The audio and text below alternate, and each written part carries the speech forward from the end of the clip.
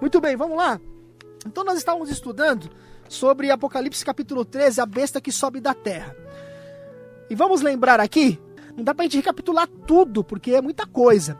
Mas vamos dar uma resumida muito rápida. Nós vimos que a primeira besta de Apocalipse 13, a que sobe do mar, é o papado romano. O papado romano, que é o sistema maior do catolicismo apostólico romano, tendo como o Papa, no momento, qual é o Papa? O Papa Francisco, né? Tendo no momento o Papa Francisco como cabeça desse sistema, né? O papado romano, aí tem o Papa, tem os cardeais, os bispos e assim por diante. E nós estamos vendo até o momento que a segunda besta é quem? Os Estados Unidos da América do Norte. E nós vimos que os Estados Unidos surge no cenário religioso logo quando a primeira besta leva sua ferida de morte. Lembra-se o Papa Pio VI, nas guerras napoleônicas, em 1798, ele foi aprisionado. Napoleão Bonaparte mandou o general Berthier entrar lá no Vaticano, prendeu o Papa e tempos depois o Papa morreu. Cumpriu-se a profecia de Apocalipse 13, versículo 3. Viu uma de suas cabeças como ferida de morte. Ali começa a surgir, praticamente ali, a segunda besta. Lá na América do Norte, um pedaço de terra não povoado ainda. E no silêncio da terra esse poder começa a surgir. Nós estudamos tudo isso, né? Eu estou apenas resumindo. Só que os Estados Unidos surge como o país da liberdade religiosa, contrário àquilo que vinha sendo então ensinado pelo papado, quando era a união entre igreja e Estado. E isso resultava em intolerância religiosa, em perseguições. Por quê? Porque todas as vezes, a história mostra, todas as vezes que o Estado interferiu na religião, todas as vezes que o Estado legislou a religião, tá certo? Houve intolerância religiosa. E isso sempre prejudicou as minorias, tá? Os Estados Unidos surgem como um cordeiro, lembram-se disso? A besta que sobe da terra parecendo um cordeiro, mas fala como um dragão. E aí tem a questão da imagem da besta. Nós falamos sobre isso, não é verdade? O que seria a imagem da besta? A besta que sobe da terra Estados Unidos, em algum momento da história, ficaria parecida com o papado romano. Mas como assim? Como que os Estados Unidos seria ou teria características do papado, sendo que é um país da liberdade religiosa, sendo que na Carta Magna da Constituição Americana lá reza que o Estado não vai interferir na religião e nem a religião no Estado, que é separação. Mas conforme as coisas vão acontecendo no mundo, e já estão acontecendo, meus queridos, vocês podem escrever o que eu estou dizendo aí. Pode ser que não aconteça isso agora.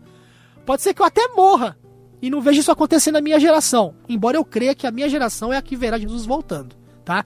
Mas pode ser que isso não aconteça.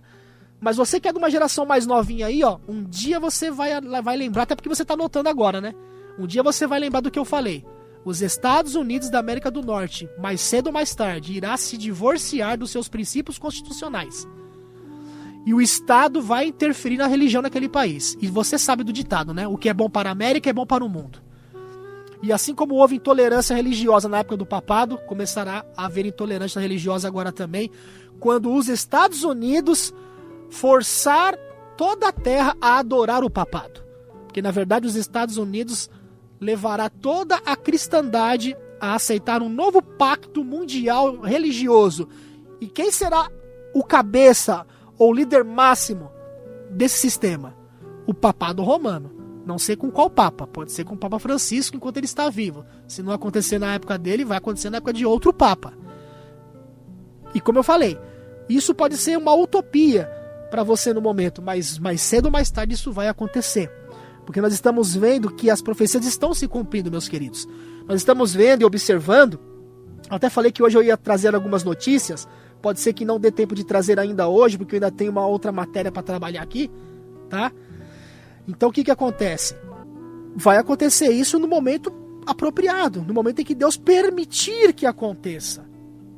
E os Estados Unidos, muitas pessoas têm observado isso, inclusive pessoas que conhecem da área da história, da área da economia, da área da política, da área da religião, que os Estados Unidos não é mais aquele país da liberdade como já foi em tempos passados, não é mais. Então nós precisamos estar atentos a isso. Então nós vimos, por exemplo, o número 666. Nós vimos ali no versículo 18 de Apocalipse 13. Aqui está a sabedoria. Aquele que tem entendimento, calcule o número da besta. Quem é a besta? Papado romano. Pois é o número de homem. Ó, bem, lembra, é o sistema e tendo sempre um personagem como cabeça do sistema.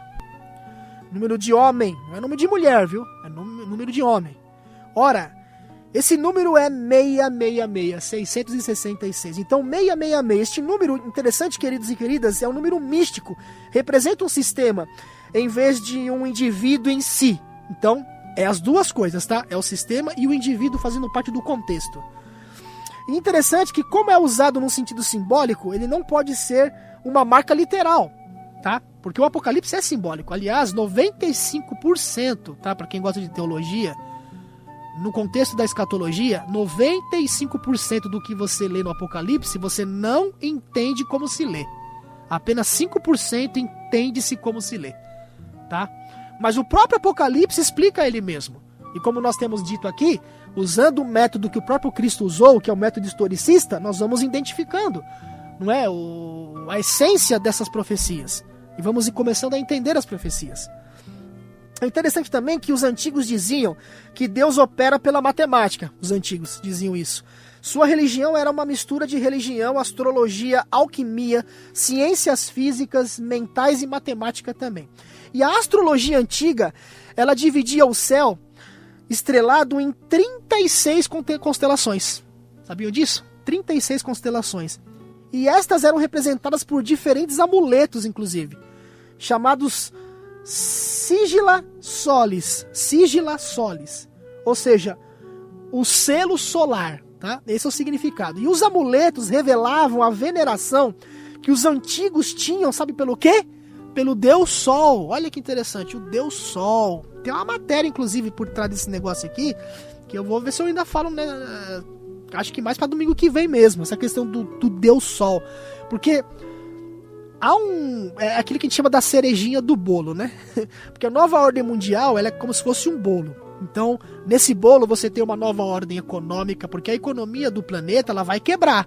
Ela está a ponto de quebrar. Nem as pessoas que entendem de economia e que inclusive não são cristãs, tá certo? Ou melhor dizendo, até essas pessoas que não são cristãs e entendem muito de economia, as pessoas mais proeminentes aí do meio econômico, elas mesmas estão dizendo e admitindo que mais cedo ou mais tarde a bolha econômica do planeta vai estourar e vai vir a mãe de todas as crises. A mãe de todas as crises. Inclusive, já estão dizendo que está para vir uma grande crise econômica nos Estados Unidos, maior que a de 2008, e que será a mãe de todas as crises. Mas, na verdade, por detrás disso, a gente sabe que há uma conspiração para provocar o caos. Não sei se vocês já ouviram falar da ordem do caos, não é? A questão da tese, da antitese, da síntese. Então você provoca um problema, há uma reação e aí vem a solução, né? Então tem o problema, aí vem a reação. A população fica desesperada, a população pede por mudanças, a população quer continuar pagando o carro que ela financiou, a população quer continuar pagando o prédio que financiou, a população quer continuar mantendo o seu padrão de vida. Então, tudo bem, então nós vamos dar a solução. Mas essa solução aparentemente será boa, mas será contra os princípios essenciais da palavra de Deus. Porque Satanás, ele vai dominar o planeta um pouquinho antes da volta de Jesus. E na mente dele, do diabo, ele pensa assim, ó, ai daquele que desobedecer, não é, as minhas regras. Porque a vontade de Satanás é exterminar o povo de Deus. E aonde está o povo de Deus? O povo de Deus está em todas as igrejas. Deus tem o seu povo em todas as denominações. E aqueles que por si mesmos estudarem a palavra, pedindo a guia do Espírito Santo, eles vão chegar a toda a verdade. Amém? A Bíblia diz, o Espírito Santo vos guiaria a toda a verdade. Então, meus amigos, o Sol, o Deus Sol, será, digamos assim, a cereja desse bolo. Porque no bolo, como eu falei, tem uma nova ordem mundial, econômica, religiosa, que mais que poderíamos dizer, social, né, política e assim por diante. Mas a cerejinha do bolo é a questão do Deus Sol. O que seria esse Deus Sol? Então a gente vai estudar isso aí depois, tá? Então vamos analisar aqui algumas questões. Lembram-se que nós falamos? Os amuletos revelavam, melhor dizendo, a veneração que os antigos tinham pelo Deus Sol. Olha que interessante, Vicarius Filii Dei, tá? É uma palavra em latim. É um título muito comum usado pelo Papa. Tá? Inclusive os papas mais antigos, especialmente na época das Inquisições e tudo mais, eles usavam muito isso daí. Há declarações assim. Lembra que nós estudamos sobre blasfêmias? Vocês se lembram? Naquela parte que tem aqui alguns documentos católicos, inclusive, onde eles colocam o Papa como uma espécie de um Cristo mesmo, oculto sob o manto de carne, podemos dizer assim, né? Que o Papa tem essas prerrogativas. E essas prerrogativas, queridos, só cabem apenas a Deus. Porque nenhum ser humano é divino, apenas Deus é divino, né? Porque só Deus tem vida em si mesmo, só Jesus tem vida em si mesmo, só o Espírito Santo tem vida em si mesmo, nenhum outro ser humano tem vida em si mesmo, né? Então é interessante nós entendermos essas questões. Então, vamos analisar aqui algumas coisas aqui, ó. Por exemplo, vamos ver aqui algumas publicações católicas sobre alguns títulos que o papado romano leva. E nós vamos notar que fazendo uma matemática vai dar exatamente 666. Olha que coisa interessante. Olha só, o título do Papa de Roma é Vicarius Filii Dei. O que é Vicarius Filii Dei? O Vigário Filho de Deus. Inclusive, um dos outros títulos dado aos papas é o Pontífice, né? Não sei se quando vocês ouvem assim uma reportagem se referindo ao Papa, no caso agora o Papa Francisco, que é um Papa muito carismático, né? Muitas pessoas têm gostado dele, até evangélicos, protestantes, tem assim se impressionado com esse Papa, né? E sabemos que ele é um Papa jesuíta, né? E para quem conhece sobre os jesuítas sabe que eles não são de brincadeira. Então olha que interessante. Pontífice, sabe qual que é o significado disso? Pontífice é no sentido da ponte, a ponte que liga. Olha só, isso é uma blasfêmia. É como se o Papa nos ligasse a Deus. Isso é uma blasfêmia, né? Isso que eu tô falando aqui pode soar como uma coisa assim muito dura para você. Especialmente você que de repente é um querido e amado católico ou católica. Tá? Mas eu não tô aqui pregando placa de igreja, amém? Eu tô passando uma informação para você. Jesus ama muito você. Eu lembro de uma história, antes de eu começar a fazer agora aqui o cômputo do 666, eu lembro de uma história que é verídica, viu? Um professor de história católico, ele leu um livro uma vez de uma autora, onde essa autora ela fez uma análise histórica, tudo dentro da história, não foi nada da boca dela. Ela foi lá, nada mais nada menos, ela foi nas fontes de outros historiadores que já tinham escrito sobre o assunto, e ela elaborou um livro, e nesse livro ela vai mostrando tudo aquilo que o papado romano fez na época da Idade Escura, na época da Inquisição, as perseguições, o tanto de pessoas que esse sistema matou, levou a fogueira, a forca e assim por diante, né? E sabe que a maioria dos professores de história, eles são assim, casquinha de ferida, né? Então, porque eles gostam de estudar mesmo, né, e tal, e se mostrar, não, tá na história, tá nos anais da história, aquela coisa, né? Contra fatos não existem argumentos. Aí ele comentou assim, que ele comprou esse livro com um colportor. Colportor é o nome dado àquelas pessoas que vendem literaturas cristãs, né? Aí um dia ele encontrou esse colportor. Essa é a história verídica, encontrou ele. O colportor ficou até com medo, falou, ih, rapaz, o cara vai falar um monte pra mim, né? Porque o dia que ele comprou o livro, ele levou e deve ter lido em casa, né? E o livro deve ter massacrado a religião dele, porque ele era católico. E quando ele encontrou o colportor, ele falou, rapaz, você me vendeu aquele livro lá? Eu queria dizer uma coisa pra você, aquele livro lá descia madeira na minha religião. Descia madeira na minha religião. Eu fiquei com vontade de desganar você. Eu fiquei com vontade de te esganar, rapaz. Mas aí sabe o que eu fiz? Eu sou professor de história. E eu fui pesquisar nas literaturas e batia tudo. Batia com tudo aquilo que eu tinha pesquisado. Então eu queria que você me vendesse mais um livro desse aí. Aí o comportou falou, vendeu mais um. Então, isso aqui, pessoal, é fato, tá? É fato. Então, o Tito Vicarius Filii Dei, no livro católico, ó, eu não sou bom no inglês não, mas eu vou arranhar aqui, tá? World Sunday Visitor. 15 de novembro de 1914, tá? Literatura católica. Tá certo? Traz esse título lá no livro deles lá. É que eu tô aqui no rádio, você não tá enxergando, claro, mas você pode ter uma noção, tá? Vicarius Filii Dei. Então, V-I-C de cachorro, né?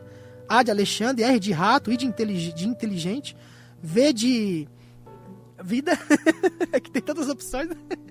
E S de sapo, tá certo? Então, ó, o V de vida vale 5. O I de inteligente vale 1.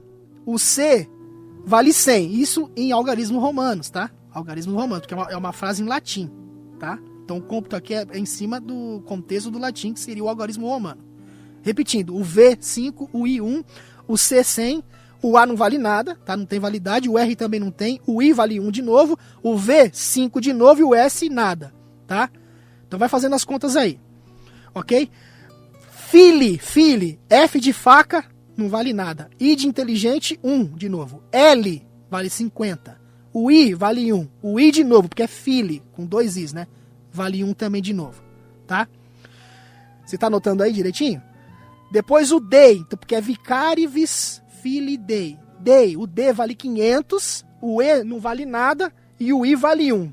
O total, quanto que deu aí? 666. Olha lá, 666, tá? Então é interessante essa questão, mas existem outros títulos também. Existem outros. Por exemplo, outros títulos trazem resultados semelhantes. A língua sagrada da Igreja Católica é o latim, como a gente já comentou. A palavra do grego antigo para homem que fala latim é lateinos, tá? Lateinos. Vamos ver aqui o cálculo dessa frase lateinos. L-A-T de tatu, E de elefante, I de inteligente, N de navio, O de obrigado e S de sapo. Então, ó, o L vale 30, o L, tá? O A vale 1. O T de tatu vale 300. O E de elefante vale 5. O I vale 10. O N de navio 50. O O vale 70 e o S 200, tá? 30 mais 1, mais 300, mais 5, mais 10, mais 50, mais 70, mais 200. Vai dar quanto? 666. Tá? Então, olha aí, o Vicarius Filii Dei, 666. O Lateinos, 666. Interessante que a Igreja de Roma também tem sido chamada de o Reino Latino. Isso é fato histórico. E em grego, né? No caso, em grego, o Reino Latino seria o seguinte, ó. Não sei se eu vou soletrar corretamente aqui, né? Seria HE, né?